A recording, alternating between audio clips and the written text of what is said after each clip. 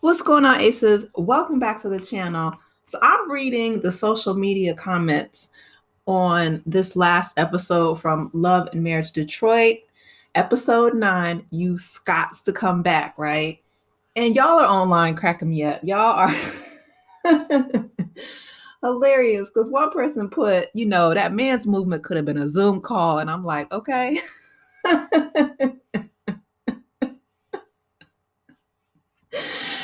Oh my goodness. Oh my goodness. This Carlos King creation, child.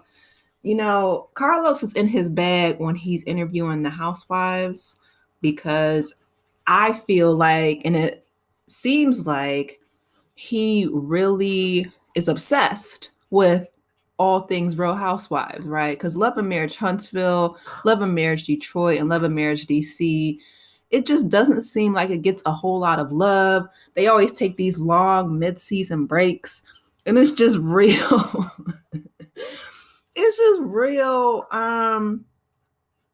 hood compared to, and I hate to say that, right? Because the OWN network is, owned by Oprah Winfrey, and it's all black cast. But it doesn't seem like they put a lot of time or money into the show, and you can tell, right? Um, the cast trip is they went up the road to a winery, which was nice, right? If you guys want me to do a review on that one, I will. But let's go ahead and get into this episode, y'all, because the social media comments are really what's taking me out. So I'm like, well, let me get on here and talk about it.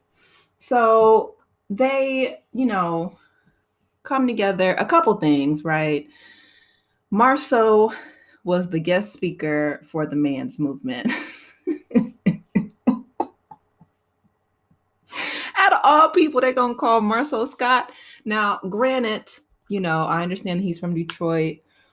However, if y'all have had the opportunity to uh, review anything by YouTuber Anthony Lofties, who is in his own legal battle, right, with the Scots now, but Anthony, did some side, PI, private investigative work, where the Scots allegedly, right, um, have really, not completed the work from, one young lady, one business owner. There's a barber who says that Marsau Scott and his company owe him money. And when I'm talking about real money, y'all, like hundreds of thousands of dollars. Joy, I think her name is Joy. And she went and she showed everything that, you know, that he did a shoddy job, basically. So for them to invite, she said, like she's missing a chandelier, and people are trying to find out what's going on. He took her lights, and they're like, I don't know if it's in black, which is Marsau and Tisha's cigar bar. I don't know. Anthony, he has all the tea. They're going back and forth with litigation and cease and desist letters, and I don't need those problems. But I just thought that it was an interesting choice. I'll say that, right? It was an interesting choice to invite Mr. Marsau Scott out of all people in Detroit, because Detroit, they do have some movers and shakers, okay? And I feel like this cast doesn't really represent the Detroit that I know, right?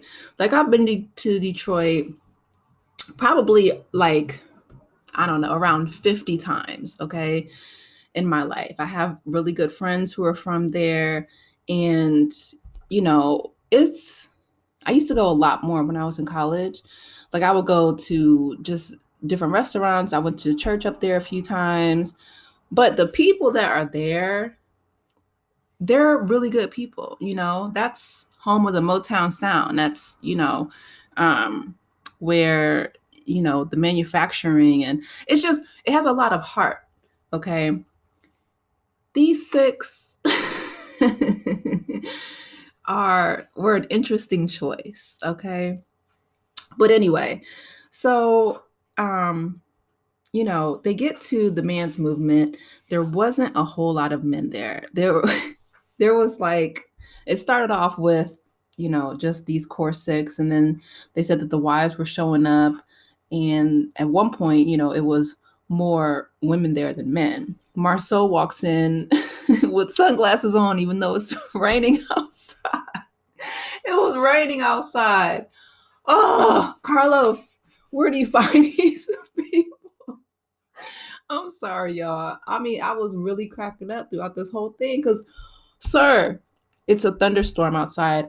What are you doing with sunglasses on? And then you're going to be filmed. Like, okay.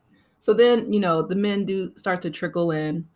But they had like this march, I guess, around Detroit. And Brandon, he's so shady because he shades Anthony. He's like, I still don't understand, like what was the point of all of this? And Latoya, his wife, comes to his defense. She's like, well, Brandon, you heard him read the mission statement, but Dr. Latoya, you couldn't tell us what what it was for either. They just kept repeating, like the men need to step it up, the men need to step it up. But Brandon, in his confessional, he's like, well, the men need to actually be here in order to step it up. So Anthony blames the weather. I don't know. I just think the people weren't interested. The bishop came, and I'm guessing that majority of the men probably were from the bishop's church that showed up, which was nice. But they did like this symbolic, breaking chains with the oldest person there and the youngest person there. So that was cool. Okay, so moving on from the men's march around Detroit, because yeah, Brandon and his mom, that is an interesting storyline. So Brandon, he's mixed. His mom is white, his dad is black, and he said that it was really difficult growing up in Detroit in the hood. And of course, his mom centers herself and says, "Well, it was hard for me too, being the only white woman in the hood." Ma'am, you're in Detroit. I think, and I y'all can quote me in the comments. I know that Detroit is one of the most, populated or diverse cities, the cities that has the most people of color. But it might be the blackest city in America. I don't know if Chicago or Philly would have it beat, but ma'am, you live in Detroit and you're in a relationship with a black man. I don't understand. Well, if that made you uncomfortable, why would you?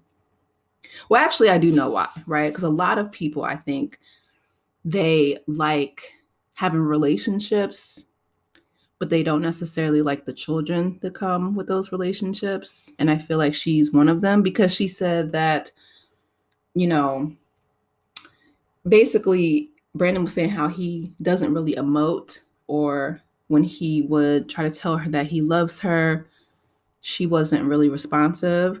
And they go to therapy, which is great because he's having a hard time in his marriage now with Christina. But you can just tell that his mom is just not really checking for him like that. Like she's like, well, I used to tell you when you were little. And she's like, but as you got older, it became uncomfortable. Like, what for who? Ma'am, that's your child, that's your flesh and blood. So the the episode ends with Brandon breaking down and crying, which is heartbreaking, right? His mom says, I have a friend who says, well, I talk to my mom, almost every day. And she's like, well, that's not happening over here. I'm like, oh my goodness. Kathy, I think her name is, yeah.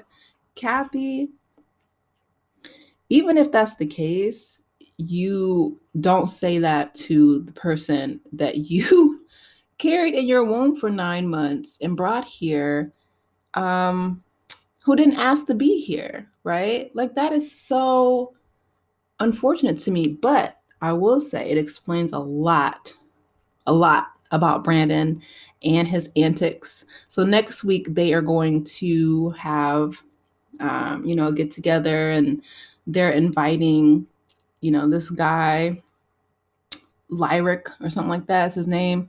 Sean, I think that's his real name, Sean.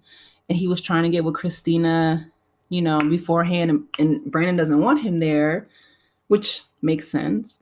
But Anthony's like, well, that's my dude, and he's going to be there. So I'm going to tune in next week and I'll bring you guys a review. But like I said, I'm living for the social media comments because folks is over this show. Carlos, I need you to spend a little less time reliving your heyday and interviewing the housewives, because Bravo, they got it over there. Please dedicate just a bit more of time and attention and care, a little TLC, to your love and marriage franchises, right? Huntsville, Detroit, DC, pick one. Pick them all. Pick them all up and give them the love that Brandon's mom should have given him. Okay? I don't want to make this video too long. If you're new here, welcome. Please be sure to like, share, and subscribe. And I will talk with y'all later. Take care, Aces. Bye.